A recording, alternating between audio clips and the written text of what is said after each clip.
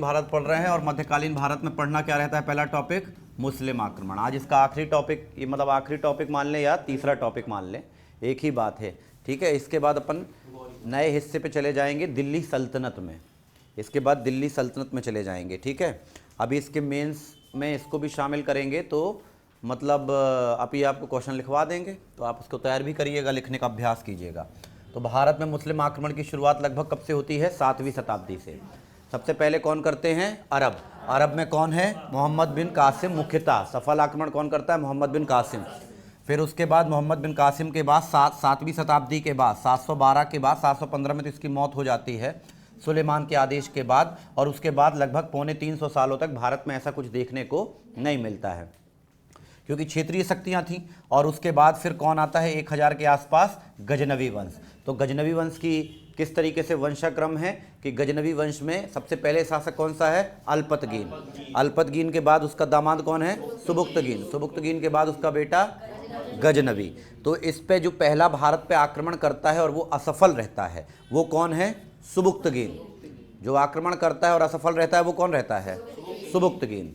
फिर इसके बाद आपको ये बताए थे कि सुबुक्तगीन के आक्रमण के बाद 986 में राजा जयपाल के हराने के बाद लंबी अवधि तक सुबुक्तगीन के बेटे अर्थात मतलब महमूद गजनवी, वो 998 पे सत्ता पर बैठता है, 998 ईस्वी पर। और फिर इतने 14 सालों के अंतराल पे राजा जयपाल ने पहले युद्ध में इस तरीके से पराजित किया था कि किसी और की हिमाकत नहीं हो पाई कि वो आक्रमण करे। लेकिन जब महमूद गजनवी शासन में आता है तो वह बगदाद के खलीफा से क्या कहना चाहिए, आशीर्वाद लेकर के आता है, इस शर्त के साथ कि मैं हर साल भारत पर आक्रमण करूंगा। तो फिर इसके बाद 1000 एडी के आसपास, 1000 ईस्वी में पहला आक्रमण होता है, 1001 में होता है, 1008 में, 1005 में, 1015 में, 1025, 26, 19, 22, ये सारे क्रम आपको याद है। फटाफट बताइए। 1001 एडी पेशेवर या बेहिंद की पहली लड़ाई। उसके बाद बताइएगा 1005 भटिंडा या मुल्तान। उसके बाद 1006 मुल्तान। मुल्तान में कौन राजा रहता है? मुल्तान में सुखपाल। 1005 में कौन? भटिंडा। भटिंडा में कौन रहता है? विजयराज। फिर इसके बाद 1008 में वेहिंद की दूसरी लड़ाई, पेशावर की लड़ाई या वेहिंद की दूसरी लड़ाई। राजा कौन रहता है? आनंदपाल। ये किसका बेटा है? जयपाल का बेटा आनंदपाल। एक लड़ाई शायद जम्मू कश्मीर पे, कश्मीर पे आक्रमण करा था रानी दिद्दा के बारे में, लेकिन ऐतिहासिक स्रोत बहुत ही संक्षिप्त हैं और बहुत ही ज़्यादा खुल के इस चीज़ की गवाही नहीं देते कि इस तरीके का आक्रमण किया भी था। लेकिन विधिवत आक्रमण की जानकारी लगती है 1015 में कश्मीर में। कश्मीर में किसका शासन रहता है? संग्राम का। इसके बाद 1019 किसका है? कालिंजर। और 1022 कौन सा है? ग्वालियर। और 1025-26 कौन सा है? सोमनाथ। और 1027 में अंतिम आक्रमण है जाटों के विरुद्ध। इसमें सबसे इंपॉर्टेंट आक्रमण कौन सा मानते हैं? सोमनाथ। सोमनाथ आक्रमण कब हुआ? 1025-26। राजा कौन सा था? भीम द्वितीय। राजा कौन था? भीम द्वितीय। भीम द्वितीय के टाइम पे सोमनाथ मंदिर के, भीम द्वितीय पे सोमनाथ मंदिर के आक्रमण के बाद, भीम प्रथम के सोमनाथ आक्रमण के बाद इसने पूरी तरीके से मंदिर को तहस नहस कर दिया, वहाँ की आकूत धन संपत्ति को लूट लिया, बहुत सारे व्याभिचार के काम भी किए, बहुत अराजक काम भी किए। और इसके बाद इसको एक शब्द इतिहास में कहा जाने लगा था, मूर्ति भंजक या बुत शिकन। क्या कहते थे? मूर्ति भंजक या बुत शिकन। मूर्ति भंजक या बुत शिकन का मतलब क्या होता है? मूर्तियों को तोड़ने वाला, मूर्तियों को नष्ट करने वाला। ऐसा भी कहते हैं कि इस पहली ज्योतिर्लिंग से, या सोमनाथ मंदिर के इस पहली ज्योतिर्लिंग से, मतलब जब ये सारी चीज़ों को लेकर के गया तो फिर वहाँ की दीवारों पर या वहाँ की सीढ़ियों पर यहाँ के अवशेषों को रखा था। आशीष इसको उस मोड में डालो, मेरे मोबाइल को, ठीक है, इतना याद रहेगा। इसके बाद बताइएगा, सोमनाथ मंदिर के आक्रमण के बाद इस मंदिर का पुनरुद्धार किसने कराया था? सोमनाथ मंदिर के बाद आक्रमण का भीमदेव। फिर इसके बाद ये भी बताए थे कि सोमनाथ मंदिर में आक्रमण के टाइम पर एक राजा ने प्रतिरोध किया था, उसका नाम क्या था? राजा भोज। ये भी बताए थे कि हाँ। फिर इसके बाद लगातार बहुत सारे आक्रमण हुए और बहुत सारे आक्रमणों के बाद फिर ये मतलब अलाउद्दीन खिलजी के टाइम पर, फिर बलबन के टाइम पर और फिर औरंगजेब के टाइम पर जितने भी मुस्लिम आक्रांता रहे उन्होंने सोमनाथ मंदिर को अपना टारगेट बनाया, ठीक। लेकिन फिर उसके बाद आक्रमण चलता रहा। फिर आपको पता है कि आज़ादी के बाद सरदार वल्लभ भाई पटेल ने पहल की थी, और उसके बाद सरदार वल्लभ भाई पटेल के बाद के एम मुंशी का भी रोल है, प्राण प्रतिष्ठा राजेंद्र प्रसाद ने की थी, और फिर फाइनली वो 40-45 सालों में बनकर के तैयार हुआ। और शंकर दयाल शर्मा, जब शायद 1 दिसंबर 1995 की बात है, जब ये राष्ट्र को समर्पित किया गया अंतिम रूप से। वर्तमान में भी ये ट्रस्ट है। वर्तमान में सोमनाथ मंदिर ट्रस्ट के अध्यक्ष कोई और नहीं है, आपके यशस्वी प्यारे प्रधानमंत्री का नाम क्या है? नरेंद्र मोदी, वो हैं। ठीक, तो वो आप देख लेना। मेंस में जो क्वेश्चन आएगा वो किससे? गजनवी वंश से आएगा, तो इसके आक्रमणों को लेकर के आएगा। प्रीलिम्स में तो आता ही है, मेंस में अगर आएगा तो यहीं कहीं से आएगा, तो आप बता देना। गजनवी के दरबार में भी बहुत सारे लोग थे, उसमें सबसे इंपॉर्टेंट कौन था? अल बरूनी। उसने कौन सी किताब लिखी है? किताबुल हिंद। उसी को क्या बोलते हैं? तहकीके हिंद। उसी को क्या कहते हैं? भारत की खोज। ठीक है। उस अल बरूनी कई चीज़ों का ज्ञाता था। अल बरूनी में बरूनी का मतलब बाहर होता है, क्योंकि उसका जन्म जो था वो मूल इलाके से थोड़ा सा बाहर हुआ था, ख्वारिज में से। इसके बाद बताए थे कि अल बरूनी संस्कृत, ज्योतिष, खगोल विज्ञान, है ना, इन सभी चीज़ों का ज्ञाता था। ठीक है। अल बरूनी ने जो किताब लिखी, इसका अंग्रेजी अनुवाद किसने किया था? एडवर्ड सी सचाओ या एडवर्ड साची। और हिंदी अनुवाद किसने किया था? रजनीकांत शर्मा। इसमें अध्याय कितने हैं? 80। इसमें अध्याय कितने हैं? 80। ठीक है। और ये तत्कालीन मध्यकालीन भारतीय को जानने का एक प्रामाणिक और अच्छा स्रोत माना जाता है। ठीक है। तो ये सब आप लिख देंगे। ठीक है। बाकी अभी आप नोट्स में और देख ही लेंगे। इसके बाद अगला वंश कौन सा है? गौरी वंश। गौरी वंश। तो गौरी वंश जो है, ये अभी के जो 3 तरीके के आप आक्रमण पढ़ते हैं। पहले नंबर पर कौन सा पढ़ते हैं आप? अरब आक्रमण। फिर कौन सा पढ़ते हैं? तुर्की आक्रमण। तुर्की आक्रमण पहला कौन सा है? गजनी, और दूसरा है गौरी। तो इन तीनों तरीकों में जो सबसे इंपॉर्टेंट है, जो भारत की आगे की राजनीतिक दिशा और दशा को बदलेगा, वो गौरी वंशी है। भारत की राजनीति की इसने डायरेक्शन चेंज कर दिया। अभी तक जितने शासक आए थे, यदि हम उनको एक नज़र में देखें तो मोहम्मद बिन कासिम, मोहम्मद बिन कासिम शॉर्ट में लिख देते हैं MBK। ये कौन है? मोहम्मद बिन कासिम। इसका इरादा क्या था? केवल और केवल भूकाहिलपना कम करना, धन लूटना। इसका काम क्या था? धन लूटना, इस मंदिरों को नुकसान पहुंचाना। और इसके बाद कौन आया? तुर्की में। और तुर्की में पहला कौन सा था? गजनवी, महमूद गजनवी। महमूद गजनवी ने भी क्या किया? धन लूटा। और धन लूटने के बाद आक्रमण करता था, और आक्रमण करने के बाद अपने वतन वापस लौट जाता था। फिर आक्रमण करता था और अपने वतन वापस लौट जाता था। आक्रमण करने के क्रम पर यह धन लूटने के अलावा मंदिरों का भी बहुत ज़्यादा विनाश किया है। तो इसको बोलेंगे कि मोहम्मद बिन कासिम के आक्रमण का मुख्यतः उद्देश्य धन लूटना था, लेकिन गजनवी के आक्रमण का उद्देश्य धन लूटने के अलावा इस्लाम का प्रचार प्रसार। भाई, क्योंकि यहाँ के मंदिरों को नुकसान यदि कोई शासक पहुँचा रहा है तो यहाँ के, और कहते हैं कि इसने भी बहुत ज़्यादा धर्मांतरण के लिए, जिहाद के लिए दबाव लोगों पे बनाना शुरू हो गया था। ठीक है। और इसके बाद जो तीसरे नंबर पर शासक कौन सा है? गौरी। गौरी के आक्रमण का उद्देश्य इन दोनों से अलग रहता है, इसलिए कहते हैं कि गौरी के आक्रमण भारत की राजनीतिक दिशा और दशा को परिवर्तित कर देते हैं। तो ये प्रश्न मेंस में बहुत अच्छा तगड़ा बन सकता है कि गजनवी ने, आप ऐसा बोल सकते हैं कि मोहम्मद बिन कासिम ने इस्लाम धर्म को भारत से परिचित कराया, गजनवी ने भारतीय राजनीतिक स्थितियों की पोल खोली और एक नींव खोदी, और मोहम्मद गौरी ने उस नींव पर एक इमारत खड़ी की। इसका विश्लेषणात्मक मूल्यांकन कीजिए, ऐसा सवाल आ सकता है। तो इसका मतलब ये है कि गौरी जो है, ये इसका उद्देश्य धन लूटना और इस्लाम धर्म के प्रचार प्रसार से कहीं अधिक था। यह भारत में मुस्लिम सत्ता की स्थापना करना चाहता था। तो प्रीलिम्स में एक क्वेश्चन बनता है कि भारत में मुस्लिम सत्ता का वास्तविक संस्थापक कौन है? तो वास्तविक संस्थापक जब जवाब आएगा तो उसका नाम क्या रहेगा? मोहम्मद गौरी। तो इसी मोहम्मद गौरी को आज आपको पढ़ना है। मोहम्मद गौरी को आपको पढ़ना है, और इन तीनों में सबसे इंपॉर्टेंट कौन सा रहेगा? गौरी, क्योंकि इसके बाद चीज़ें क्या रहेंगी? कंटिन्यू। तो गौरी वंश में भी आपको उसी तरीके का अपने दिमाग में ऐसा एक फॉर्मेट तैयार रखना चाहिए कि क्या क्या पेपर में पूछ सकता है। तो पहली बात तो इसके बारे में एक थोड़ा सा बैकग्राउंड, कि ये कहाँ से आया, कौन था, क्यों आया, किस लिए आया, इसके आक्रमण का उद्देश्य। तो इसके आक्रमण का उद्देश्य भी दूसरे नंबर की चीज़ है कि इसके आक्रमण का उद्देश्य क्या था, ये आपको देखना पड़ेगा। फिर तीसरे नंबर पर आपको ये देखना पड़ेगा कि गौरी ने आखिर ऐसा क्या किया कि सत्ता की स्थापना हो गई। तो गौरी के आप पहले प्रारंभिक आक्रमण देखेंगे या प्रारंभिक युद्ध देखेंगे, और चौथे नंबर पर एक जगह का नाम इतिहास में बार बार चलता है, उसे कहते हैं, वो उसके लिए चलना पड़ेगा आपको हमारे साथ हरियाणा। चलोगे? हरियाणा के पास एक जगह चलो थानेश्वर। चलोगे? थानेश्वर से थोड़ा सा 14-15 किलोमीटर और आगे चलो। चलोगे? वहां पर एक जगह मिलेगी तराइन। वहां पर क्या मिलेगी? तराइन। तो इसमें तराइन नामक स्थान में बहुत लड़ाइयाँ हुई हैं। तराइन मतलब फेवरेट जगह लड़ाई की, सबसे फेवरेट। किसी को भी लड़ना है तो कहाँ चलते हैं? चलो तराइन। हम दोनों को लड़ना है तो कहाँ चलना है? तराइन। भारतीय इतिहास में 2 तरीके के स्थान युद्धों के लिए जाने जाते हैं, एक तराइन और एक पानीपत। एक कौन सा है? तराइन। तराइन में कितने हुए? 3 ठो। पानीपत में कितने हुए? तो पता नहीं क्यों यहाँ पे लोगों को यहाँ पे जा करके यहाँ पे चक्रवात चला करता था युद्ध वाला, तो यहाँ पर लड़ाई कौन सी होगी? बस तराइन। तो यहाँ पर इसके जो गौरी के प्रारंभिक आक्रमण या प्रारंभिक युद्ध देखेंगे, और उसके बाद फिर ये आप गौरी के जो ये इंपॉर्टेंट टाइप के जो हैं, गौरी के इंपॉर्टेंट टाइप के युद्ध, इस युद्धों ने, गौरी का जो हमने इंपॉर्टेंट युद्ध बताया, इन युद्धों ने दरअसल भारत में मुस्लिम सत्ता की स्थापना का मार्ग प्रशस्त किया। तो यहाँ से क्वेश्चन तो प्रीलिम्स, मेंस, इंटरव्यू और एक प्रकार का इतिहास बोध, मतलब कंसेप्चुअल लेवल में हिस्ट्री का कितना नॉलेज है, ये सब देखना पड़ता है।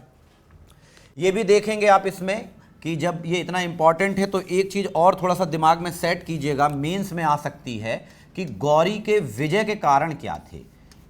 गौरी, या ये उसका पूरा नाम अभी बता देंगे, तो गौरी के विजय के कारण बताएंगे, और इसके बाद आप ये बता देंगे कि क्या प्रभाव थे भारत में मोहम्मद गौरी के आक्रमण के, और प्रभाव वही पूरे सामाजिक, आर्थिक, राजनीतिक, सांस्कृतिक, ये आप बता देंगे। कुछ ऐसे भी पॉइंट हैं जिनको आप प्री में डायरेक्ट पढ़ते हैं, उसको आप एग्जाम कैप्सूल के तौर पर आप देख रहे होंगे। ठीक, तो नोट्स में देख लीजिएगा, पढ़ाने के क्रम पे बहुत सारे तथ्य जो रहते हैं, अभी गौरी के नहीं मिले ना नोट्स, अभी गौरी के मिल जाएंगे, लेकिन पढ़ाने के क्रम पर उसको हम रेडी करवा के, ठीक है, तो फिर उसको देख भी लीजिएगा। ठीक है, तो इतना सारा आपको पढ़ना है। तो इस पर क्या रहेगा? गौरी के इंपॉर्टेंट युद्ध, यहाँ से क्वेश्चन आता है। ठीक, तो पहले नंबर पर आपको क्या पढ़ना है? गौरी की पृष्ठभूमि। तो मस्त प्रवचन सुनिए और बाकी नोट से फिर देखिए। ठीक है, तो गौरी के क्या है? ये प्रारंभिक युद्ध। तो पहली बात तो गौरी कहाँ का था? अफगान का। गौरी कहाँ का रहेगा? अफगान का। पृष्ठभूमि से शुरू करें।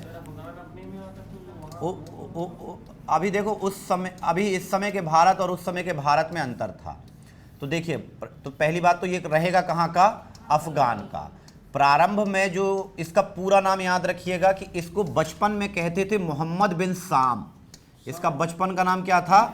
मोहम्मद बिन साम। उसके पहले वाले का नाम था मोहम्मद बिन कासिम। अरब वाले का नाम था मोहम्मद बिन कासिम, और इसका नाम क्या था? मोहम्मद बिन साम। मोहम्मद बिन साम। मोहम्मद बिन साम के बाद फिर जब ये थोड़ा सा बड़ा हुआ, इसका एक बड़ा भाई हुआ करता था जिसके पास शासन सत्ता हुआ करती थी। ठीक, जिसके पास शासन सत्ता थी, उसका नाम था गयासुद्दीन मोहम्मद गौरी। क्या नाम था? गयासुद्दीन मोहम्मद गौरी। बड़ा भाई को ज़्यादा ये मतलब राजनीति और इन सब चीज़ों में दिलचस्पी नहीं थी, तो शायद 1173 के आसपास की बात है। 1173 एडी पर बड़े भाई के द्वारा इसको सत्ता मिली, और जब इसको सत्ता मिली तो इसने अपना नाम मोहम्मद बिन साम की बजाय रखवा लिया शिहाबुद्दीन। पूरा नाम सुनना रे पगला, पूरा नाम क्या था? शिहाबुद्दीन मोहम्मद गौरी। पूरा नाम क्या था इसका? शिहाबुद्दीन मोहम्मद गौरी। तो इसी को आप बोल रहे मोहम्मद बिन शाम, और इसका पूरा नाम क्या था? शिहाबुद्दीन मोहम्मद गौरी। तो शिहाबुद्दीन मोहम्मद गौरी को 1173 में सत्ता मिलती है अपने बड़े भाई से, और बड़े भाई का नाम क्या था? गयासुद्दीन मोहम्मद गौरी। ये वाला जो खानदान है, मतलब शिहाबुद्दीन और गयासुद्दीन वाले ये जो भाइयों का खानदान है, ये शुरू में कोई और नहीं था, ये शुरू में गजनी के ही अधीन थे। गजनी समझ रहे हैं ना? गजनी के अधीन थे, महमूद गजनवी वाले वंश के अधीन थे। लेकिन महमूद गजनवी की मौत तो 1030 पे हो चुकी है, देख रहे हैं ना आप लोग। तो शुरुआत में जो इनका खानदान, इनकी ऊपर की जो पीढ़ियां रही होंगी, वो ऊपर की पीढ़ियां उसी वंश के अधीन रही होंगी। बाद में महमूद गजनवी की, बाद में जब गजनवी की मृत्यु हो गई, तो गजनवी की मृत्यु के बाद, मतलब कि महमूद गजनवी की मृत्यु के बाद एक छोटा सा गांव पड़ता है, उसे बोला जाता है गौर। कौन सा है ये? गौर। एक पहाड़ी पर एक स्थित ये स्थान था, और यहां पर इसने बोल दिया कि अब गजनवी तो जा चुका है और गजनवी के बाद इस तरीके का राजा आया भी नहीं था, तो गौर नामक स्थान पर इन लोगों ने एक प्रकार से स्वतंत्र सत्ता की स्थापना की। गजनवी जब चला गया मतलब ऊपर ही चला गया, तो फिर ये लोगों ने अपने आप को खुल के स्वतंत्र घोषित कर दिया। तो कुल मिलाकर के ये एक गौर एक छोटा सा पहाड़ी राज्य है। गजनी से या जो अफगानिस्तान का गजनी वाला इलाका है वहाँ से लगभग 80 मील की दूरी पर है ये।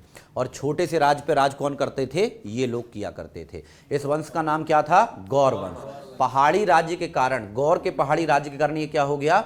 गौर राज्य। वहीं से क्या बन गया? गौर वंश। लेकिन फिर पूरा नाम के आगे क्या लगाने लगे? गौरी। पूरा नाम क्या है इसका? सिहाबुद्दीन मोहम्मद गौरी। बड़े भाई का नाम क्या है? गयासुद्दीन मोहम्मद गौरी। और इसको शासन सत्ता कब मिली है? 1173 में। किससे मिली है? बड़े भैया से। छोटा भाई थोड़ा सा अग्रेसिव था, तो छोटा भाई अग्रेसिव था तो उस तरीके से इसने शासन सत्ता की स्थापना करने की बात की। इसलिए जब इसने न केवल भारत में आक्रमण किया और आक्रमण करने के बाद फिर यहाँ पर उसने सोच लिया कि यहाँ पर तो मैं सत्ता की स्थापना करूँगा, तो इसलिए भारत में सत्ता की स्थापना का श्रेय किसको दिया जाता है? मोहम्मद गौरी को। तो ये प्रश्न आता है कि भारत में मुस्लिम सत्ता का वास्तविक संस्थापक कौन है? तो इसका जवाब क्या होगा? शिहाबुद्दीन मोहम्मद गौरी। इसी को क्या कहते हैं? मोहम्मद बिन शाम। वो तो छोड़ दिया था, गयासुद्दीन गया। गयासुद्दीन ने जैसे ही शिहाबुद्दीन को दिया तो उसके बाद गयासुद्दीन गया। अब इतिहास के लिए कौन है? शिहाबुद्दीन। शिहाबुद्दीन मोहम्मद गौरी या मोहम्मद बिन शाम, ये याद रहेगा पक्का। कौन से ईयर में दिया था? 1173। वास्तविक संस्थापक कौन है? हाँ, शिहाबुद्दीन मोहम्मद गौरी। शिहाबुद्दीन को भूल जाओ, बोलो मोहम्मद गौरी। कौन सा गौरी? वास्तविक स्थापना का श्रेय। गौर क्या था? एक प्रकार का पहाड़ी राज, एक तरीके का पहाड़ी राज। इसका बचपन का मूल नाम क्या था? मोहम्मद बिन शाम। इतना याद रहेगा? पक्का याद रहेगा इतना? चलिए अब आगे देखिएगा। ये लोग बहुत गरीब हुआ करते थे शुरू में। गौर लोग ये लोग हुआ करते थे, ये प्रकार से गुलाम हुआ करते थे। गजनी के अधीन नहीं थे, गजनी के क्या थे? गुलाम। दास टाइप के लेते थे, लेकिन कोई दास है कोई एक्स्ट्रा ऑर्डिनरी टाइप का, तो उसको क्या बोल दिया कि तुम शासन सत्ता का संचालन कर लो। तो इतना वो नहीं था, लेकिन फिर उसके बावजूद भी, गुलाम होने के बाद भी, जब किसी को उभरना होता है तो उभर जाता है। तो ये लोग उभर गए। इसमें टैलेंट रहा होगा तो फिर इसको उभरने का मौका मिला। तो ये उसके गुलाम जैसी चीज़ ही हुआ करते थे। तो आपको क्या क्या पढ़ना है? पृष्ठभूमि। तो पृष्ठभूमि में आप बता देंगे कि पृष्ठभूमि किस तरीके की थी कि मोहम्मद गौरी गौर वंश से संबंधित है और गौर वंश गजनवी वंश के अधीन अफगानिस्तान वाले इलाके पर एक स्वतंत्र पहाड़ी राज्य पे राज किया करता था। गजनवी के बाद इन लोगों ने अपनी, महमूद गजनवी की मौत के बाद इस वंश ने अपनी स्वतंत्रता की घोषणा कर दी और गयासुद्दीन मोहम्मद गौरी के हाथों में कुछ समय तक शासन की बागडोर थी। 1173 ईस्वी में गयासुद्दीन मोहम्मद गौरी ने सत्ता का हस्तांतरण अपने छोटे भाई, जिसे मोहम्मद बिन शाम कहा जाता था, उसको दे दिया और मोहम्मद बिन शाम ही औपचारिक तरीके से सुल्तान बनने के बाद अपने आप को शिहाबुद्दीन मोहम्मद गौरी के नाम से अपने आप को लोगों के बीच में परिचित करवाया। इसके बारे में ये कहा जा सकता है कि इसके पहले के जितने भी मुस्लिम आक्रमणकारी थे, उनके आक्रमण का उद्देश्य बहुत ही संकीर्ण था, लेकिन इसके आक्रमण का उद्देश्य थोड़ा सा बृहद था। तो इसके आक्रमण का क्या देखना है आपको? उद्देश्य। तो आक्रमण के उद्देश्य में जब आप बताएंगे तो तीनों की तुलना कर देंगे। पहले क्या करेंगे? मोहम्मद बिन कासिम। मोहम्मद बिन कासिम की आक्रमण का उद्देश्य जहां केवल धन लूटना था और थोड़ा बहुत इस्लाम धर्म से परिचित कराना था, वहीं इसके बाद आने वाले महमूद गजनवी का उद्देश्य धन लूटने के अलावा इस्लाम धर्म का प्रचार प्रसार भी करना था। हम तीनों शासकों में ये कह सकते हैं कि जो महमूद गजनवी है वो धर्मांधता का ज़्यादा शिकार था। उसने भारत के मंदिरों को ऐसा नुकसान पहुंचाया जिससे उसे धर्म के अंधे अनुकरण के तौर पर याद किया जा सकता है। इसलिए समकालीन इतिहासकारों ने उसे बुत शिकन और मूर्ति भंजक कहा है। उसका आक्रमण करना और फिर आक्रमण करके वापस लौट जाना, पुनः आक्रमण करना और फिर वापस लौट जाना, ये साबित कराता है कि उसको भारत के सामियाने में स्थायी तौर पर नहीं रहना था, बल्कि वह भारत की धन संपत्ति को लूट के अपने इलाके पर वापस जाना चाहता था। लेकिन जब मोहम्मद गौरी आया तो उसका स्वैग कुछ अलग था, उसका इरादा कुछ अलग था। वह भारत में आक्रमण करके धन लूटना और इस्लाम धर्म का प्रचार तो इसका सेकेंडरी मैटर था। इसका जो प्राइमरी लेवल का जो उद्देश्य था, जो इंटेंशन था, वो ये था कि अब भारत का राजा कौन होगा, एक मुस्लिम। तो इसलिए इतिहासकारों ने मोहम्मद गौरी को भारत में मुस्लिम सत्ता का वास्तविक संस्थापक कहा है, जो एकदम सटीक प्रतीत होता है। ऐसा कुछ लिख देंगे तो कैसे लिख देंगे? संस्थापक सर यही कह रहा है, नहीं अगर जैसे गयासुद्दीन देते हैं ऑप्शन गया से आता है तो वो गलत हो जाएगा। वही तो बता रहा हूँ कि बाकी सबरे गलत हो जाएंगे। जब यही है वास्तविक, वास्तविक एक ही चीज़ रहती है। वास्तविक क्या रहती है, एक ही। तो वास्तविक संस्थापक कौन हो गया, गौरी। कौन सा गौरी, मोहम्मद बिन गौरी नहीं रे, बोल पूरा, सिहाबुद्दीन मोहम्मद गौरी, सिहाबुद्दीन मोहम्मद गौरी। तो मोहम्मद बिन कासिम के आक्रमण का उद्देश्य लूटपाट करना, गजनवी के आक्रमण का उद्देश्य इस्लाम धर्म का प्रचार प्रसार और लूटपाट करना, और इसके अलावा गौरी के आक्रमण का उद्देश्य भारत में मुस्लिम सत्ता की स्थापना, भारत में मुस्लिम सत्ता की स्थापना। देखिए मुख्य पॉइंट यही है, मेंस में याद यही 3 पॉइंट रहेंगे। जितना हम बोल, अभी हम दोबारा उत्तर बोलेंगे तो हमारी शब्दावली फिर से बदल जाएगी, 10 बार बोलेंगे तो 10 बार बदल जाएगी, लेकिन पॉइंट का जो भाव रहेगा वो यही रहेगा कि मोहम्मद बिन कासिम लूटपाट, इस्लाम धर्म का परिचय, महमूद गजनबी धर्म का अंधा अनुकरण, धर्मांधता, लेकिन जो लास्ट वाला है मोहम्मद गौरी, इसका क्या रहेगा, इस्लाम का वास्तविक संस्थापक। अब इसमें देखिए कुछ चीजें भाषाई, आपकी वोकेब, आपकी शब्दावली मजबूत होनी चाहिए। अब हमारी शब्दावली आप लोग को इसलिए मजबूत लगी तो हम तो लेखक हैं, तो लेखक है तो हमको तो हमारा तो काम है ये सब काम करना, लेकिन अपनी लैंग्वेज में भी आप लिखेंगे तो उससे कोई दिक्कत नहीं है। भाषा हमेशा अपनी होनी चाहिए, ऐसा भाषाई आतंक भी नहीं। अब हमारे अंदर तो ऐसे ब्लड में घुला हुआ है ऐसा शब्द कई सारे कि हम बोलना भी चाहें अगर बहुत ही नॉर्मल तो मुंह से निकलेगा ही नहीं, बनावटी लगेगा। तो इसलिए हमारे में ऐसे शब्द, लेकिन उससे घबराना नहीं है। इसलिए हम आदर्श उत्तर बताते नहीं, लड़का डिमोटिवेट हो जाए कि हम तो ऐसा लिख ही नहीं पाएंगे। ऐसा लिखना ही नहीं है तो काहे को लिख पाओगे, अपनी लैंग्वेज में इसको लिखिए। तो हम ये आपको देंगे कि भारत में प्रारंभिक मुस्लिम आक्रांताओं के आक्रमणों के उद्देश्य में संक्षिप्त टिप्पणी कीजिए। तो आप तीनों के आक्रमणों के उद्देश्यों में संक्षिप्त टिप्पणी करके बता देना, और इसको फाइनली क्या बता दो कि गौरी क्या था, वास्तविक संस्थापक। इसके बाद क्या है, गौरी के प्रारंभिक युद्ध, गौरी के प्रारंभिक युद्ध। तो ये आपको देखना पड़ेगा। तो अब आपको जो इंपॉर्टेंट है वो यही है, गौरी के प्रारंभिक युद्ध और गौरी के इंपॉर्टेंट युद्ध, गौरी के प्रारंभिक युद्ध और गौरी के इंपॉर्टेंट युद्ध। तो याद रखिएगा कुछ चीजें। गौरी के अपन को क्या पढ़ना है, प्रारंभिक युद्ध। गौरी के क्या पढ़ोगे, प्रारंभिक युद्ध। तो गौरी के प्रारंभिक युद्धों के लिए कुछ चीजें याद कर लीजिए, ये पेपर में आती है। जैसे उसका किए थे 1000 से लेकर के 1027 तक, वैसे इसके भी प्रारंभिक युद्ध देख लीजिएगा या प्रारंभिक आक्रमण देख लीजिएगा। तो एक ईयर तो मैंने बोला 1173, क्या बोला, 1173। इसमें क्या रहेगा, शासन सत्ता का हस्तांतरण। हाँ नाच लो, क्या हो गया भाई, कछ तो हो गया।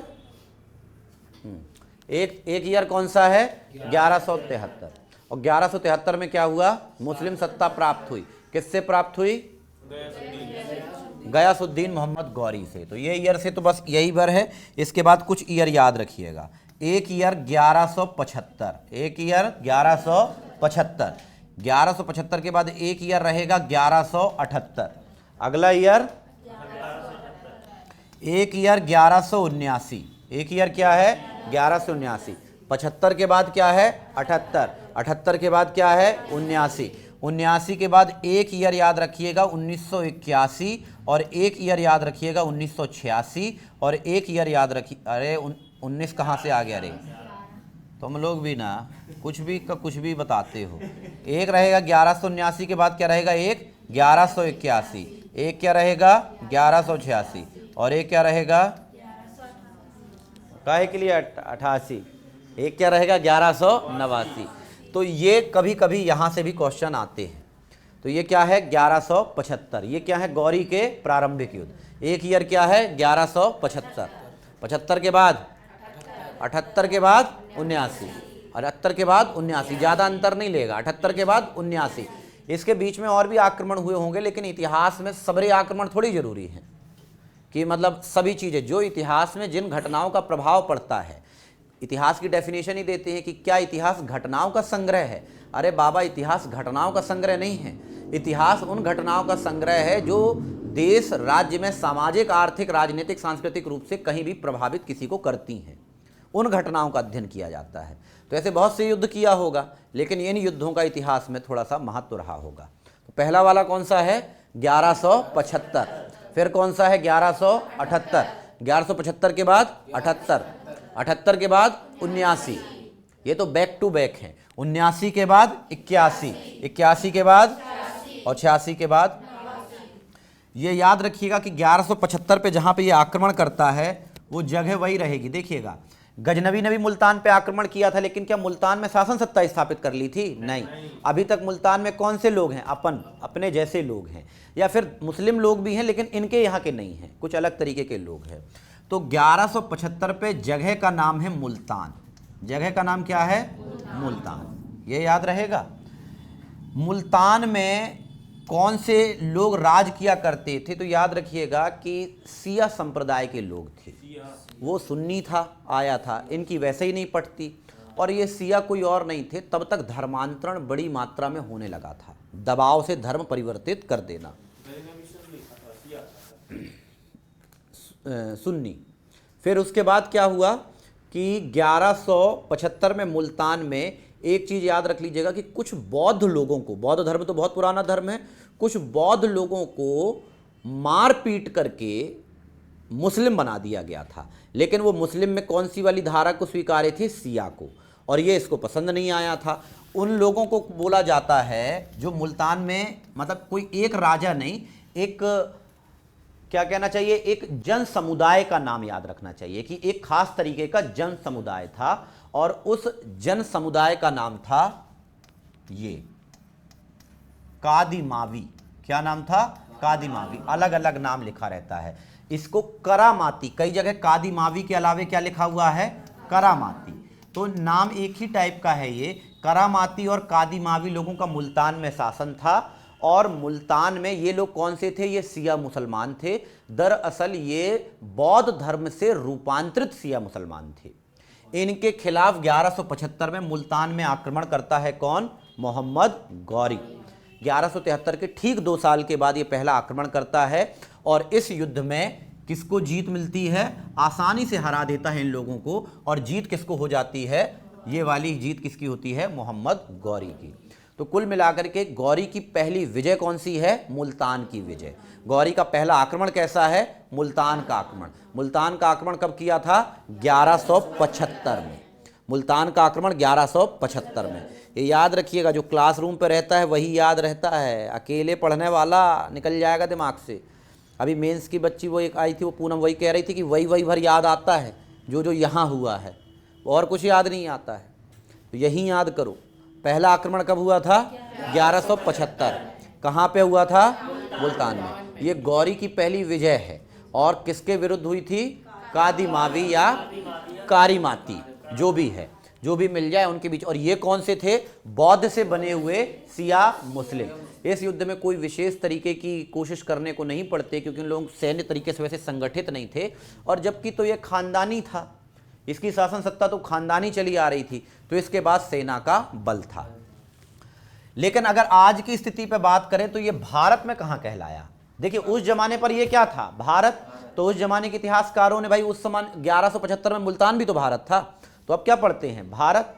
आज कोई मुल्तान में आक्रमण करेगा तो भारत का हिस्सा रहेगा, मरते रहो, हमें क्या मतलब पड़ेगा, ठीक है। लेकिन उस जमाने पर ये क्या था? भारत। 1178 पे जो ये दूसरा आक्रमण किया, तो 1175 में बड़ा कॉन्फिडेंट हो गया मुल्तान वाले इलाके पर आक्रमण करने के बाद, और अगला आक्रमण किया एक इलाका है पाटन। पाटन नहीं, क्या है? पाटन। और पाटन के ब्रैकेट में जगह का नाम क्या है? गुजरात। पाटन के ब्रैकेट में क्या है? गुजरात। तो इसका दूसरा आक्रमण, यहां से कह सकते हैं आप कि यहां से उसने भारत पर आक्रमण करने के लिए, वर्तमान भारत में, अगर ऐसा क्वेश्चन आ जाए कि वर्तमान भारत में, तो वर्तमान भारत में कौन रहेगा? पाटन, गुजरात। कौन सा ईयर है? 1178। यहां पर असर पे चालुक्य सोलंकी वंश के एक राजा हुआ करते थे 1178 में, और उनका नाम था अजयपाल। राजा का नाम क्या था? अजयपाल। अजयपाल की मैडम का नाम था नायिका देवी। मैडम का नाम क्या था? नायिका देवी। नाम में स्वैग देख रहे हो, क्या नाम है? नायिका देवी। इस नायक की नायिका कौन? नायिका देवी है। सॉरी। तो राजा का नाम क्या था? अजयपाल। और अजयपाल की मैडम का नाम क्या था? नायिका देवी। अजयपाल जल्दी ही धरती से रुखसत हो गए, बहुत जल्दी। अजयपाल बहुत जल्दी ही धरती से निकल लिए। तो शासन की बागडोर किसके हाथ में आ गई? नायिका देवी।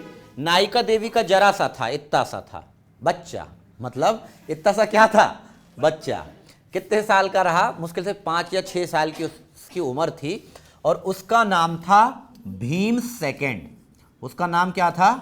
भीम सेकंड, जिसको मूल राज भी कहते हैं, जिसको मूल राज भी कहते हैं। तो अजयपाल और नायिका देवी का जरा सा लल्ला का नाम क्या था? तो नायिका देवी क्या कर रही थी? ऐसा ऐसा कर रही होंगी। किसको? लल्ला को। लल्ला का नाम क्या था? भीम सेकंड। इसको खबर लगी, किसको खबर लगी? गौरी को। गौरी को ये खबर लगी कि यहां पर चला जाऊं मैं। कहां पर चला जाऊं? पाटन, गुजरात में। और जरा सा लल्ला शासन कर रहा है। शासन का नाम तो इसी के नाम पे रहेगा ना, बेटे के नाम पे रहेगा। और लगा कि कितना सा है, नन्हा सा बच्चा है, तो नन्हे से बच्चे को जाएंगे और हरा के चले आएंगे। लेकिन नायिका देवी के नाम के आगे ठीक ही नायिका लगा है। नायक होने के इनके पूरे गुण थे। इसको पता था कि भविष्य में ऐसा कोई अंदेशा हो सकता है, और भविष्य में यदि कोई चीज़ हो रही है तो उसके लिए हमको अभी से प्रिपेयर्ड होना चाहिए। तो नायिका देवी, नाम मात्र का शासन किसके पास रहेगा? भीम के पास। लेकिन शासन की वास्तविक बागडोर किसके हाथ में? नायिका देवी। नायिका देवी ने पूरी चाक चौबंद व्यवस्था बरकरार रखी थी कि भविष्य में यदि कोई ऐसा हमला होगा, जब तक मेरा ये लल्ला बड़ा हो जाएगा, लल्ला से ये लाला बन जाएगा, तब तक मैं क्या करूं? तब तक कम से कम सुरक्षा कवच बनी रहूं। जैसे ही जानकारी लगी किसको? शहाबुद्दीन मोहम्मद गौरी को, वो सीधे कहाँ चला आया? नायिका देवी। पहले आने के बाद नायिका देवी दिखने में खूबसूरत थी, ऐसा इतिहास की किताबों में लिखा है, मैंने देखा नहीं है। नायिका देवी दिखने में क्या थी? खूबसूरत थी।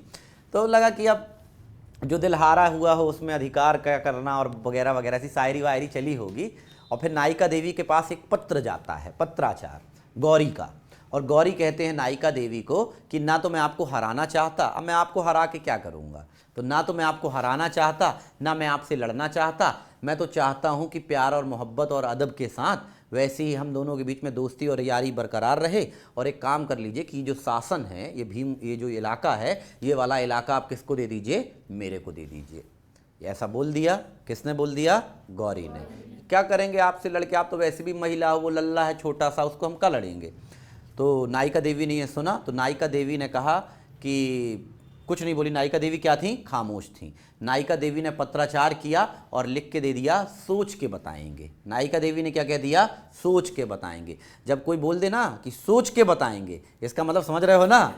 इसका मतलब समझ रहे हो ना कि मामला क्या है? गंभीर। जब आदमी ना तुरंत हाँ करे और ना तुरंत ना करे और क्या कह दे? सोच के बताएंगे, इसका मतलब कुछ ना कुछ दिमाग में षड्यंत्र चल रहा है।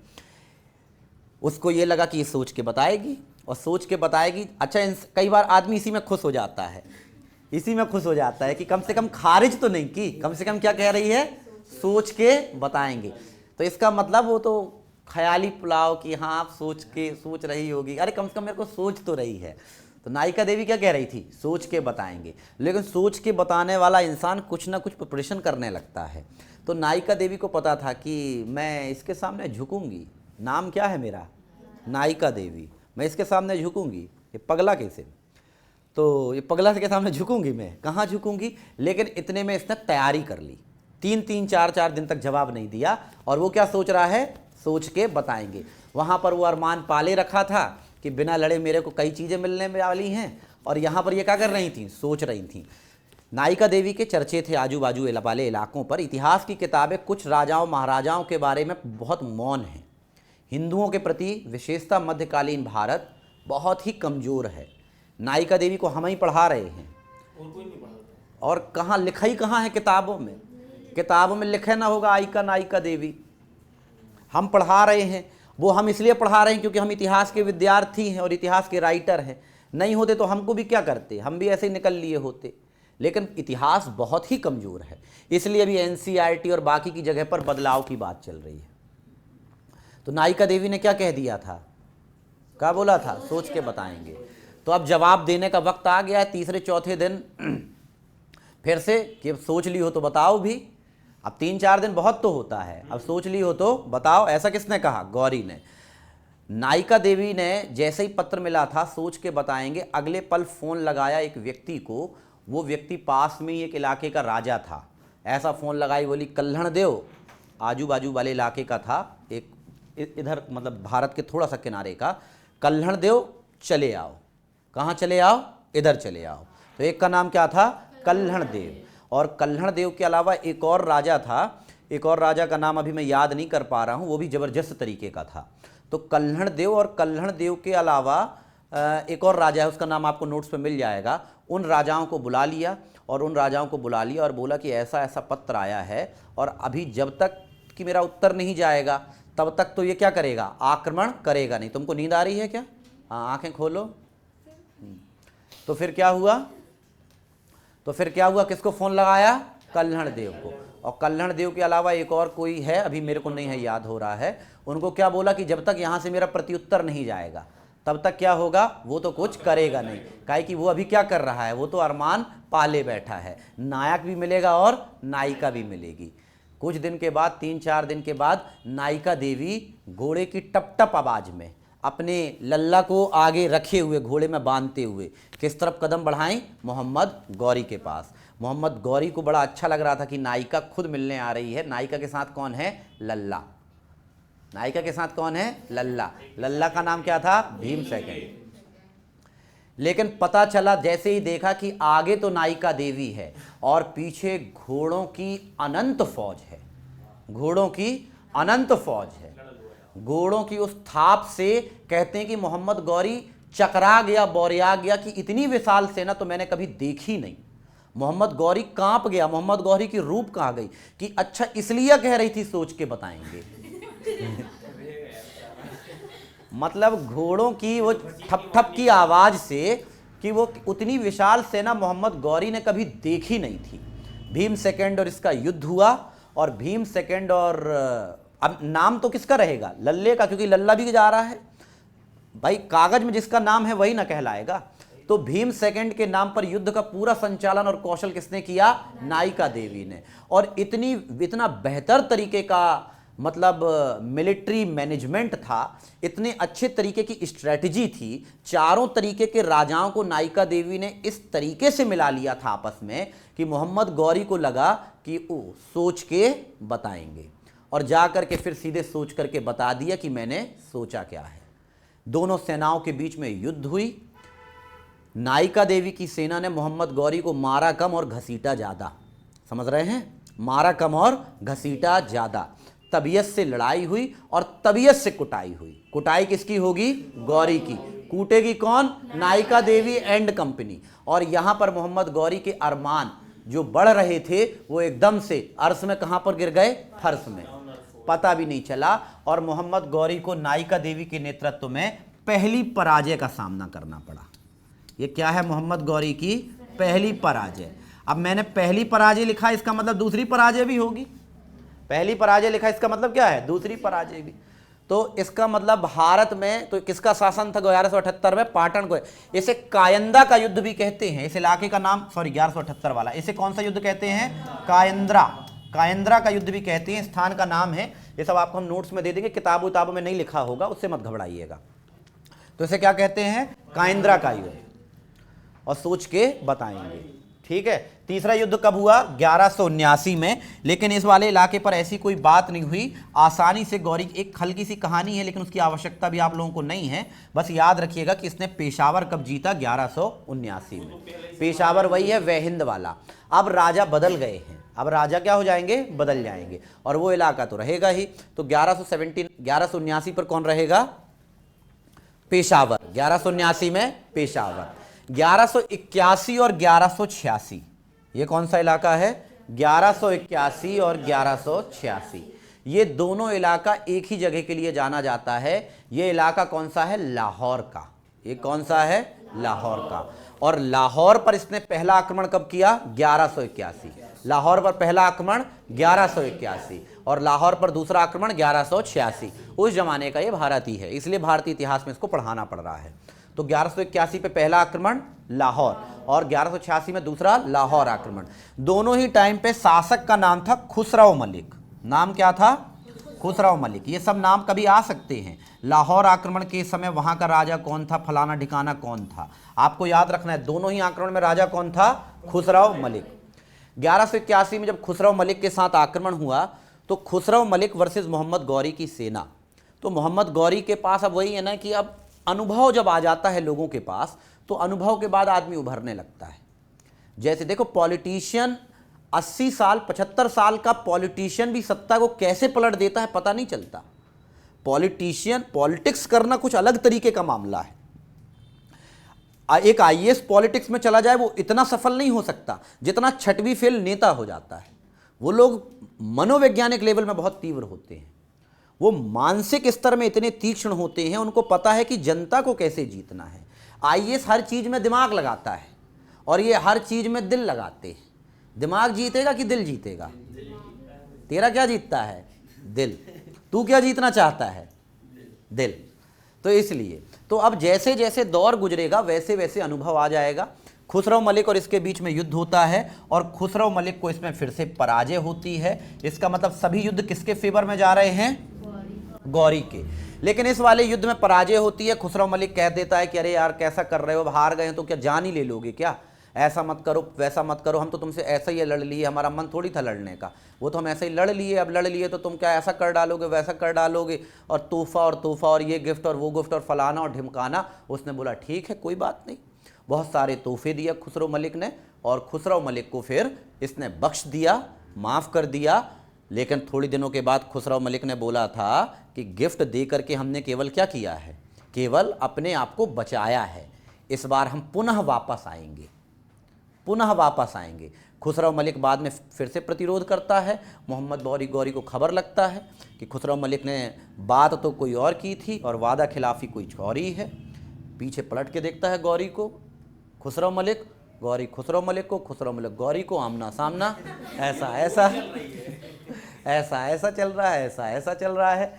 1186 में लाहौर को जीतना इसलिए इलाका था क्योंकि भारत का ये वाला रास्ता, तो उसको लगा फिर गौरी को कि जब मैं आगे चढ़ाई करूं तो मुझे लाहौर से कम इस इंसान को हटाना पड़ेगा क्योंकि इसके जो लक्षण हैं वो कुछ ठीक नज़र नहीं आ रहे हैं।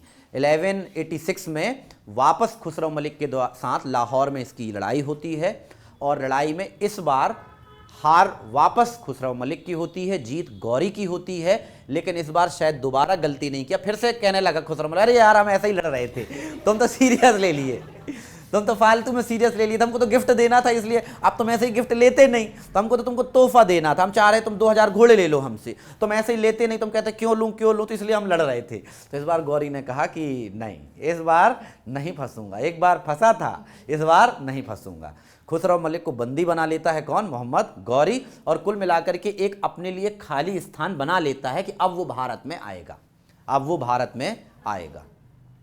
तो 1181 में किसकी लड़ाई होती है पहले? अच्छा, कहानी के अलावा तथ्य भी याद करना है, ऐसा नहीं कि हाँ ऐसा हुआ था, नायिका देवी आई थी तो बढ़िया स्वैग चल रहा था, ऐसा वैसा, ठीक है। तो पहला आक्रमण कब हुआ है? 1175 में। पहला आक्रमण कब हुआ है? 1175 में। कहाँ पर हुआ है? मुल्तान में। मुल्तान में कौन था? करामाती। करामाती बोल दो, तुम्हारा करामाती, ठीक है। कौन सा? करामाती। दूसरा आक्रमण कब होता है? 1178 में। ये तो दिलचस्प आक्रमण है। गुजरात या पाटन या कायंदा की लड़ाई या भीम सेकंड या अजयपाल का बेटा या नायिका देवी, ठीक है, ये याद रहेगा। कैसे पत्राचार होता है, क्या कैसा माहौल होता है, किस तरीके से नायिका देवी अपनी प्रशासनिक कौशल का परिचय देती हैं, किस तरीके से अपनी रणनीतिक दक्षता से लोगों को रूबरू कराती हैं और युद्ध का परिणाम अपने पक्ष में ले लेती हैं, इतना याद रहेगा। फिर उसके बाद 1179 में केवल क्या है? पेशावर। 1181 में लाहौर। 1181 में लाहौर में इसमें क्या? संधि, खुसरो मलिक वर्सेस मोहम्मद गौरी। 1186 लाहौर, खुसरो मलिक वर्सेस मोहम्मद गौरी। लेकिन इसके बाद क्या हो गया? मतलब बंदी बना लिया एक प्रकार से, अब वो शासन सत्ता उसके पास नहीं रही। अगली लड़ाई कौन सी है? 1179। और 1179 की लड़ाई है turning point of the Indian history. 1179 की लड़ाई क्या है? Turning point of the Indian history. ऊपर चलो तुम, टर्निंग पॉइंट। चल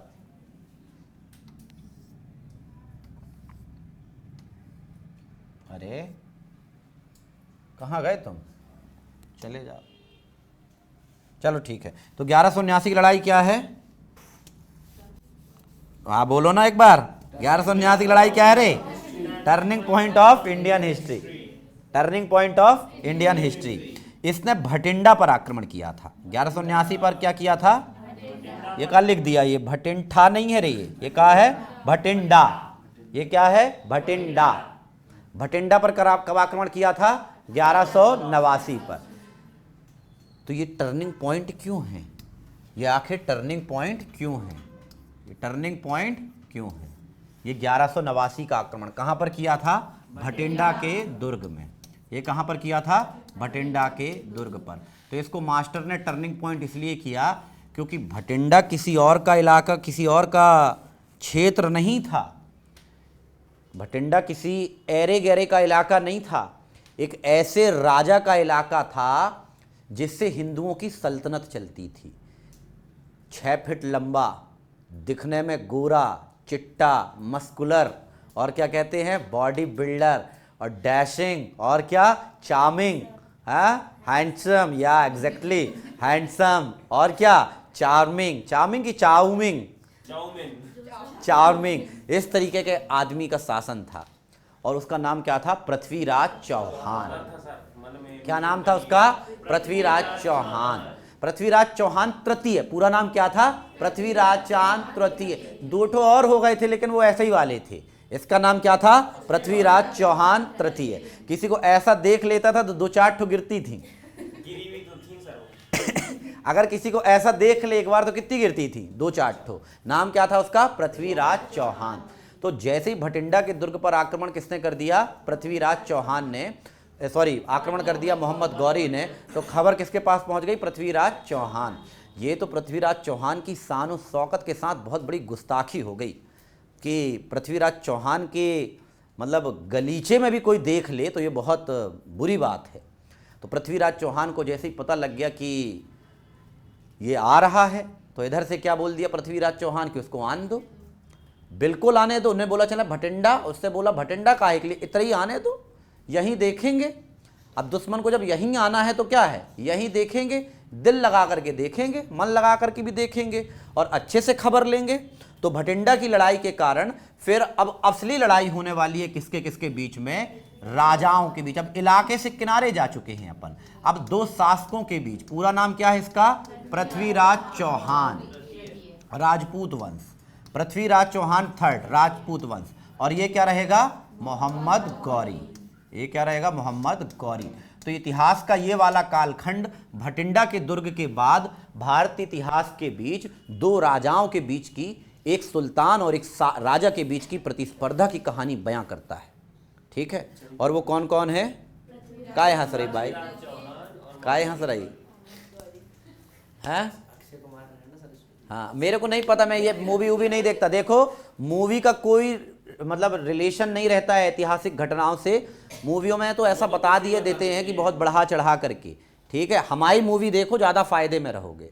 ठीक है, ए पृथ्वीराज चौहान इधर देखो। तो क्या नाम है इसका? पृथ्वीराज चौहान तृतीय। और ये कौन है? मोहम्मद गौरी। तो भटिंडा के दुर्ग के बाद गुस्सा किसको आ जाता है? पृथ्वीराज चौहान को। सोचता है कि यहाँ पे लोग जो हमको गौर से देखते हैं वो हमारे हो जाते हैं, जो हमको एक नज़र देख भर ले वो हमारा हो जाता है, और ये हमसे युद्ध करने चला है। ये और भी मन में बहुत कुछ बोले होंगे, ये फलाना, ये ठिकाना, ये ऐसा, ये वैसा, हमसे क्या करने चला है? युद्ध करने चला है। तो इन लोगों के बीच में जब सत्ता की ये वर्चस्व की लड़ाई रही थी तो इन दोनों के बीच में 3 लड़ाइयाँ हुई हैं। 3 नहीं हुई हैं, 2 हुई हैं। ये किसके किसके बीच में है? पृथ्वीराज वर्सेस गौरी। तो इलाके का नाम याद रख लेना है कि इलाके का नाम क्या था? तो इलाके का नाम क्या है? तराइन। तो इसको क्या कहते हैं? तराइन की। अब एक ही होती तो केवल क्या कह देते? तराइन की लड़ाई। तो अगर कई ठो हुई है तो क्या बोलेंगे? तराइन की प्रथम लड़ाई। ये कब हुई है? 1191 AD। और भटिंडा के दुर्ग पर कब आक्रमण हुआ था? 1189। तो तराइन की लड़ाई का कारण क्या हो गया? भटिंडा पे आक्रमण। तराइन की लड़ाई का कारण क्या हो गया? बठिंडा के दुर्ग पर आक्रमण। वो कब हुआ था? 1189। तो तराइन की प्रथम लड़ाई आपको पढ़ना है। तो तराइन नामक स्थान है कहां पर? तो आप ये बता दीजिएगा, तराइन नामक स्थान है कहां पर? हरियाणा। हरियाणा के पास कौन सी जगह है? थानेश्वर। थानेश्वर के पास कौन सी जगह है? ये तराइन। तराइन कौन सा तराइन? तराइन। इस जमाने से मोहम्मद गौरी की सेना को ये घुरिद की सेना भी बोला जाने लगा था। कौन सा? घुरिद की सेना। कभी ये सवाल आ जाए घुरिद की सेना तो लोग यहां वहां देखने लगेंगे, आप ना देखना, आपको बता दिए इसलिए नहीं देखना। तो ये कौन सी सेना है? घुरिद की सेना। असल पे ये गौरी से घौरी हुआ था, घौरी से घुरिद हो गया था।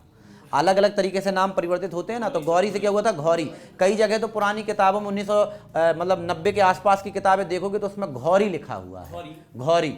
घुरिद हो गया था, फिर ये क्या हो गया था? घुरिद। तो 1191 में कहां पर लड़ाई हुई थी? तराइन की प्रथम लड़ाई। हरियाणा के कहां पर? थानेश्वर। याद रखिएगा वहां से 14 मील दूर, 14 मील दूर का मतलब 1 मील में 1.8 किलोमीटर होते हैं, तो लगभग इतना ही दूर। ठीक है, देख लीजिएगा कितना। तो हरियाणा के थानेश्वर पे है। ये कौन सी लड़ाई है? तराइन। तो तराइन पे दोनों तरीके की सेनाएं आमने सामने रहती हैं। किसकी किसकी? एक तरफ से गौरी और एक तरफ से पृथ्वीराज। पृथ्वीराज छोटे मोटे युद्धों पे शामिल नहीं होते थे। पृथ्वीराज को लगता था कि ये हमारी बेइज्जती है। पृथ्वीराज को क्या लगता था कि हमारी बेइज्जती है, उससे हम क्या लड़ेंगे? मोहम्मद बच्चा है हमारा। पृथ्वीराज को क्या लगता था? बालक है, बालक, उससे क्या लड़ेंगे? आस आजू बाजू के सब लोग नमस्ते मस्ते करते थे। इनका एक खास आदमी हुआ करता था, उसका नाम था पिथौरा राय। क्या नाम था? पिथौरा राय। तो जब कोई ऐसा मामला आ जाता था तो खबर लगी दरबार में कि यार मोहम्मद गौरी आ रहा है, सभा बैठी, पृथ्वीराज भी बैठे हुए हैं, खबर आई कि वो एक मोहम्मद गौरी करके आ रहा है और वहाँ का है ऐसा वैसा। तो उन्होंने बोला पिथौरा को भेज दो, पिथौरा देख लेगा, अब इसमें हम थोड़ी चले जाएंगे।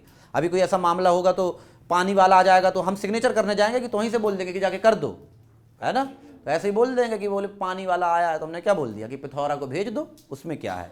तो पिथौरा, तो इसलिए इस आक्रमण की बागडोर किसने संभाली? पिथौरा ने। इस आक्रमण की किसने संभाली? पिथौरा ने। लेकिन गड़बड़ ये हो गया कि ये बाबू अपने वाले बाबू, ये पिथौरा वाले बाबू अपने घोड़े में बैठे थे। पिथौरा वाले बाबू काहे पे बैठे थे? घोड़े में। और गौरी वाले बाबू बैठे थे हथिया में। गौरी वाले बाबू हाथी में और वो वाले बाबू घोड़े में। यहाँ से बैठा है पिथौरा और काहे पे बैठा है? और वो वाला हाथी में। अब वो दिक्कत यही वाली बात हुई, पिथौरा भी थोड़ा सा कॉन्फिडेंस था कि मतलब देख लिया जाएगा, उसमें कौन सी बड़ी बात है। और बाबा भाई ने भेजा है। किसने भेजा है? बाबा भाई। मतलब कौन है बाबा भाई? आका साहब। आला कमान कौन है? पृथ्वीराज चौहान। तो ऐसा ही हुआ, लेकिन गलती से क्या हुआ कि ऊंचाई की वजह से एक तीर जाकर के गौरी की सेना का एक तीर जाकर के लग गया किसको? पिथौरा को। पिथौरा को लगा, लेकिन यहां कहीं पर लगा। अगर कहीं और लगता तो हो सकता तो दिक्कत होती, लेकिन ऐसा लगता है कि ऐसे इलाके पर लगा कि चोट तो पहुंची लेकिन अभी भी बाहुबल बाकी था।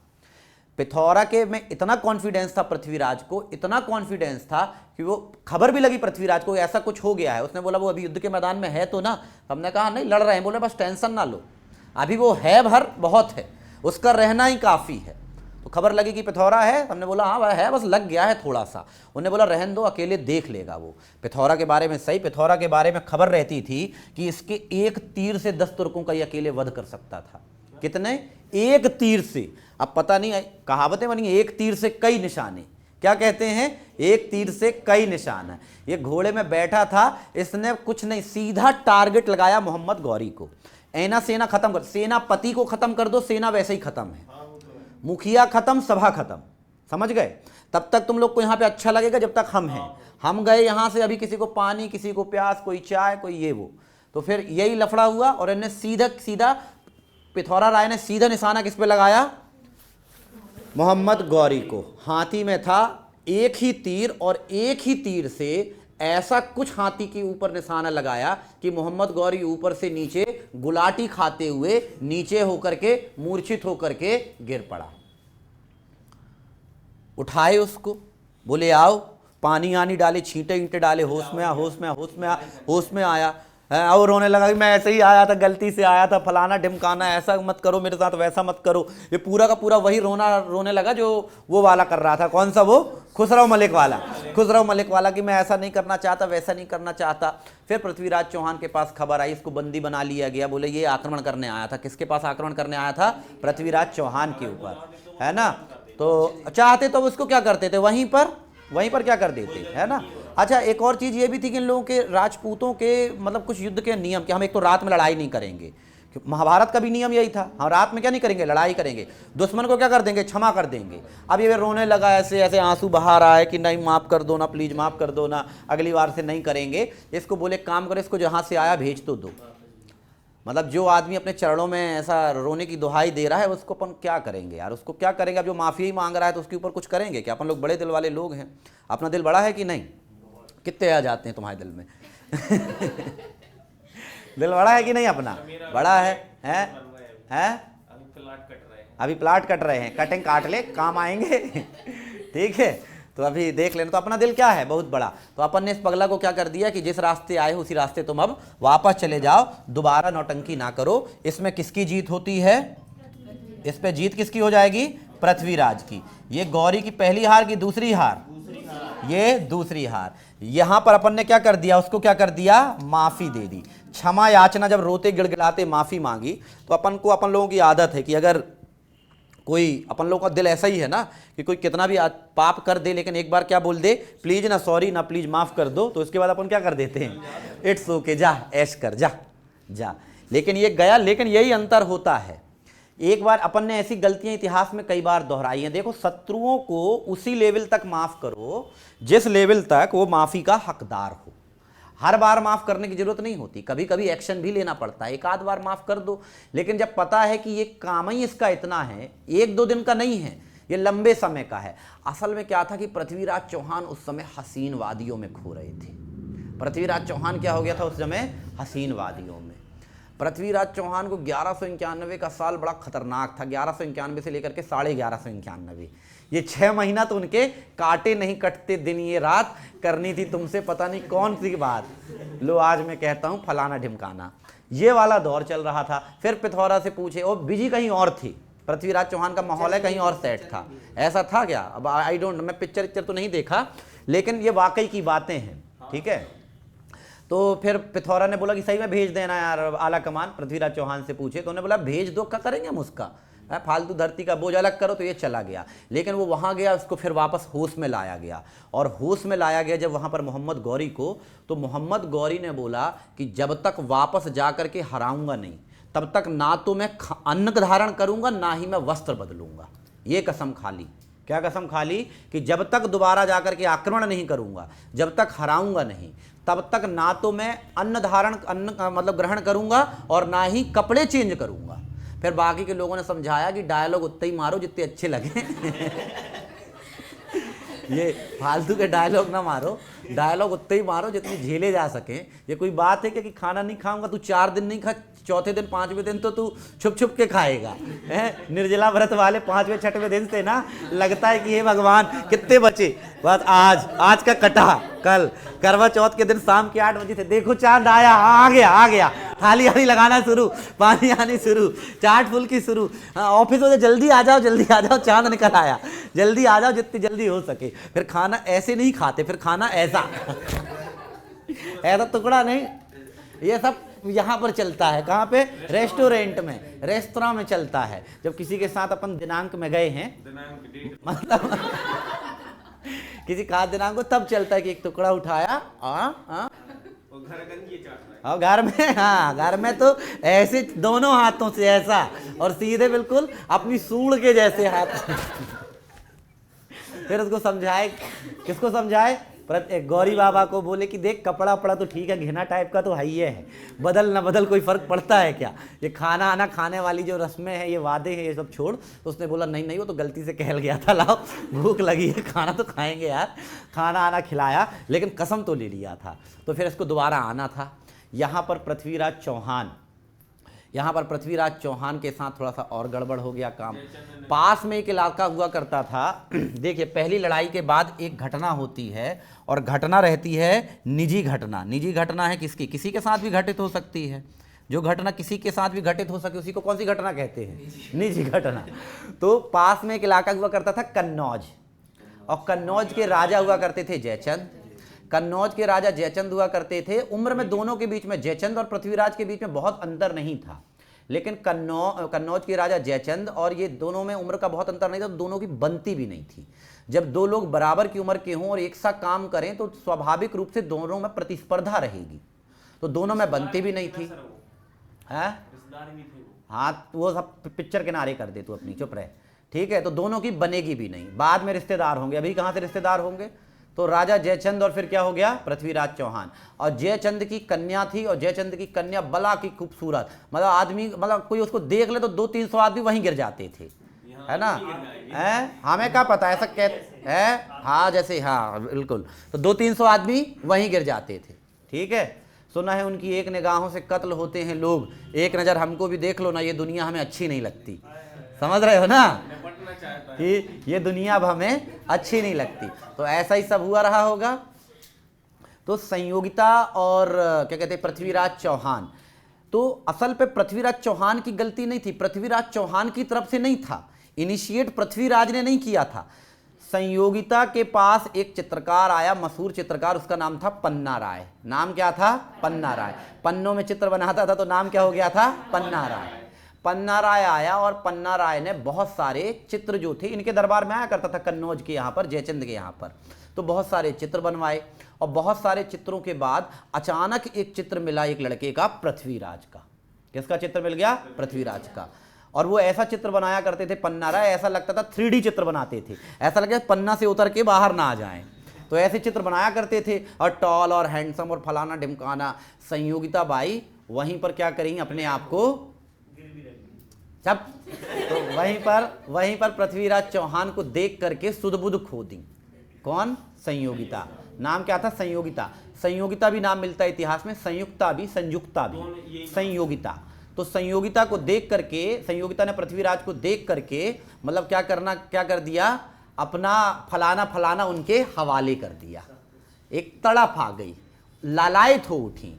किसी एक स्वाभाविक प्रक्रिया है इसमें, कोई ऐसे लेजर कट ऐसे मुंह दिखा गया, क्या तुम्हारी कहानी बता रहे का है? तुम तो ऐसा शर्मा रही है, ठीक है। हाँ, थोड़ा सा कम, थोड़ा सा चलने दो उनका कार्यक्रम है, अपना अपना कम रखो, अपना अपना सीमित रखो, उनका सुनो, उनसे सीखो कि कैसे त्याग किया जाता है।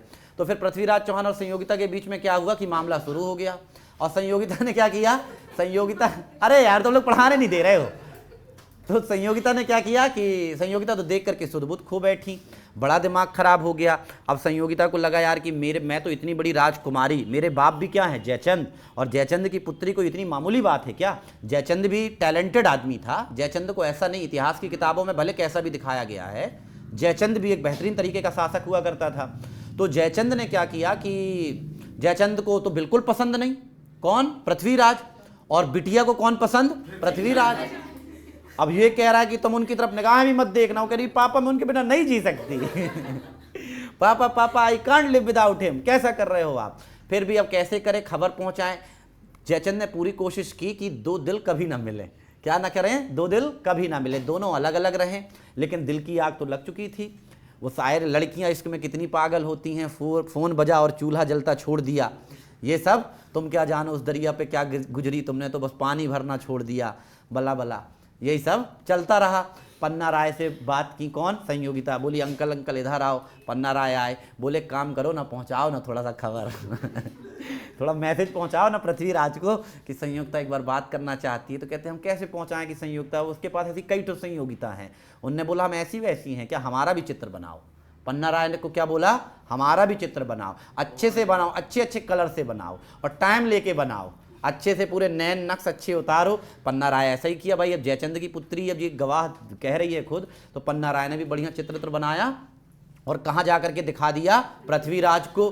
पृथ्वीराज भी देख करके जो हाल उधर का था वही हाल इधर का है। दिल की आग वहां लगी थी, यहां तो ज्वाला भड़क उठी सीधे वहां क्या हुई थी, आग लगी थी। दोनों ही एक दूसरे को पाने के लिए ललायत हो उठे। अब धीरे धीरे मोहब्बत परवान चढ़ रही थी। अब धीरे धीरे क्या हो रहा था, दोनों साथ साथ में अब बिल्कुल दोनों सुध बुध खोए हैं। यहाँ पे पिथौरा राय कह रहा है कि आक्रमण, मतलब फालतू बात मत कर तू अभी, कौन सा आक्रमण, कहाँ का आक्रमण, डोंट डिस्टर्ब मी। आक्रमण आक्रमण तेरे को इसलिए बनाया हुआ है क्या यहाँ पे? फिर सुनने बोला साहब आक्रमण हरा के आए हैं, हरा के, थैंक यू तो बोल दो, हाँ हाँ थैंक यू, खुश रहे। अभी पृथ्वीराज ऐसे एक टकी देख रहे, क्या देख रहे हैं, पंखे को देख रहे हैं। पंखे में किसकी तस्वीर है, संयोगिता। इधर दीवार में देख रहे हैं, वहां जहाँ भगत सिंह की फोटो लगी है वहां पर भी क्या दिख रही है, संयोगिता। जहां देखें वहीं कौन सी योगिता, संयोगिता। अब बहुत दिमाग खराब हो गया जयचंद का। अब जयचंद ने बोल दिया कि एक काम करो, ना रहेगी, ना बजेगी का न रहेगा बांस, और ना बजेगी क्या, बांसुरी। संयोगिता का करा दो विवाह, संयोगिता का क्या करा दो, विवाह। यहाँ से पृथ्वीराज का स्वैग बदल गया, भोग विलास में थोड़े से परिवर्तित हो गए थे, है ना, विलासता में परिवर्तित हो गए थे। खतवत लिखने लगे थे ऐसा वैसा कि तुम्हारे लिए चांद तारे तोड़ लूँ, तुम्हारे लिए अपनी सल्तनत भी गवा दूँ, ऐसा कर दूँ, वो कर दूँ। फिर किसी तरीके से जब इनका स्वयंवर कराने की बात की, किसने, राजा जयचंद ने स्वयंवर रचाने की बात की, और राजा जयचंद ने मतलब स्वयंवर रचाया, और बहुत सारे मतलब राजा आजू बाजू वाले राजा आए। संयोगिता को कौन नहीं मतलब पत्नी के तौर पर स्वीकार करेगा। तो फिर उन्होंने क्या किया कि एक चीज भर कह दी थी किसी से कि ये जो तस्वीर मैं रोज निहारती हूँ, ये तस्वीर किसकी है, पृथ्वीराज की। इस तस्वीर को भर वहां पर कोई लगा देना चुपके से, पप्पा नाराज भले होंगे लेकिन क्या कर देना, लगा देना, मैं बाद में बचा लूंगी, बाद में पप्पा को बोल दूंगी कि पप्पा पप्पा मैंने कहा था। तो ऐसा ही हुआ, और स्वयंवर के टाइम पर तस्वीर किसकी लगा दी गई, पृथ्वीराज की। और संयोगिता ने जा करके वरमाला सभी राजाओं को छोड़ के किसको पहना दिया, उसी फोटो में, पृथ्वीराज की फोटो में।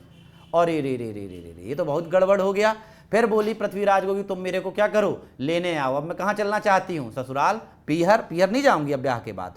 तो फिर इसीलिए फिर ये गई। अब यहाँ से जयचंद को दिमाग खराब हो गया। जयचंद को लगा कि ये तो बहुत ही गड़बड़ हो गया, ना चाहते हुए भी मेरी बेटी का अपहरण कर लिया। और कहते हैं कि पृथ्वीराज चौहान शायद खुद लेकर के गए थे, किसको, बाई को, मतलब क्या नाम है बाई का, संयोगिता को। तो संयोगिता को खुद लेके गए थे। तो उन्हें लगा मेरी सल्तनत में, मेरी हुकूमत में मेरी बेटी को कौन ले गया, पृथ्वीराज। अब तो क्या हो गया, अब तो याद रखना कि अगर दुश्मन बाहर का हो, उसको हराएं ना हराएं कोई बात नहीं, यदि दुश्मन घर के आंगन में बन जाए तो फिर आग लगती है, फिर गुस्सा नहीं होता, फिर क्या होता है, आग लगती है। और दुश्मन कहां पे बन गया, घर के आंगन में। अब रिश्तेदार बन तो गए दामान ससुर, अब क्या बन गए ये, जैसा भी हुआ है, घुसपैठिया विवाह हुआ, अपहरण विवाह हुआ, जो भी विवाह हुआ, लेकिन विवाह में क्या हुआ तो विवाह। तो अब क्या बन गए, ससुर दामाद। यहाँ पे रिश्तेदारी इनकी तय होती है। लेकिन जयचंद को अब लगा कि अब तो मेरा भेजा क्या हो गया है, खराब, अब तो मैं क्या करूंगा, अब यही है। और दुश्मन का दुश्मन कौन होता है, दोस्त। दुश्मन का दुश्मन दोस्त, महादोस्त। ये तो कौटिल्य बहुत पहले बता गए थे कि दुश्मन का दुश्मन दोस्त। तो यहां पे राजा जयचंद का दुश्मन कौन, पृथ्वीराज, और पृथ्वीराज का वहां पे दुश्मन कौन, गौरी। तो जयचंद का दोस्त कौन, जयचंद का दोस्त कौन, गौरी। वैसे भी जयचंद की इतनी ताकत नहीं थी कि वो पृथ्वीराज से अकेले लड़ते। पृथ्वीराज ससुर से क्या लड़ते, वो कहते अरे आओ ससुर जी, अब जिद छोड़ो, मान लो मेरी बात, फालतू परेशान हो तुम अब कहाँ ससुर जी, अब तो अब बन गई बात, अब छोड़ो सब, पाँव पढ़ो हमारे, थोड़ा मतलब सब रस्म रिवाज पूरी करो, आओ घुमा के लाएं भेड़ा घाट तरफ, तो फालतू तकलीफ में हो, ये सब कर रहे हो। लेकिन उन्होंने बोला नहीं, अब तो मेरे को किसको सबक सिखाना है, पृथ्वीराज को। तो पृथ्वीराज को सबक सिखाने के इरादे से अब लड़ाई, एक पत्र भेजा गया, किसको, जयचंद के माध्यम से किसको भेजा गया, गौरी को। बोले काहे, हारे थे, उसने बोला था हाँ हारे तो थे। बोले थे आओगे दोबारा, चौहान वो से गौरी बोला कि हाँ अभी कपड़ा ही नहीं बदले कपड़े वही वाले पहने हैं, आना तो है। तो यहाँ से फिर क्या हुआ, आने के लिए तैयार हुए। आने के लिए कौन तैयार हुआ, वहाँ से मोहम्मद गौरी। और उनने बोला कि चिंता ना करो, तुम आ जाओ अपनी सेना के साथ, और पूरा बैक सपोर्ट कौन देंगे, हम स्वयं देंगे। और अब लड़ाई कब होगी, दूसरी। तो दूसरी लड़ाई कब होगी, 1192 में। इस बार वो भी तैयारी से आएगा, सेना दोगुनी करके आएगा, सेना दोगुनी। पिछली बार सेना थी 60,000, घोड़े थे 3,000, अब सेना की संख्या सीधे सीधे हो गई है 1,20,000, घोड़ों की संख्या हो गई है लगभग 10,000। और ऊपर से कौन आ गया, जयचंद। अब इतिहास की किताबों में जयचंद की भूमिका को लेकर के अलग अलग तरीके की बातें हैं, लेकिन अपन लोग इग्नू और इन सारे मटेरियल को फॉलो करके ही हम उन चीज़ों को प्रस्तुत आपके सामने करते हैं। कहानियाँ अलग अलग हैं, कहानियाँ अलग हैं और इतिहास अलग है।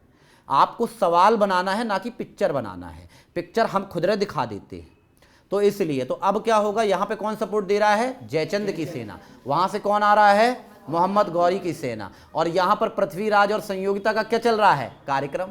यहाँ पर क्या चल रहा है, कार्यक्रम। अभी तो धड़केगा दिल ज्यादा, अभी ये चाहत नई नई है, लेकिन चाहत जैसे ही नई नई चल रही थी तब तक साल कौन सा आ गया, 1192 का।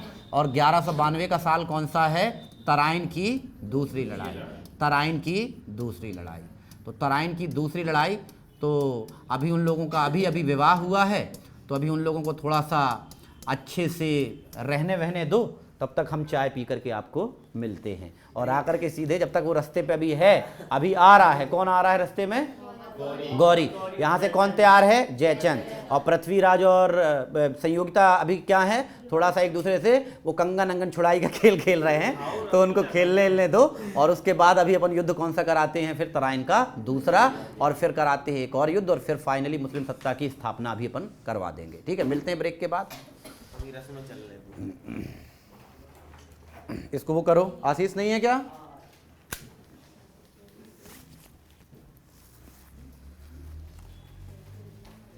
तुम्हें क्या हो गया भाई, तुम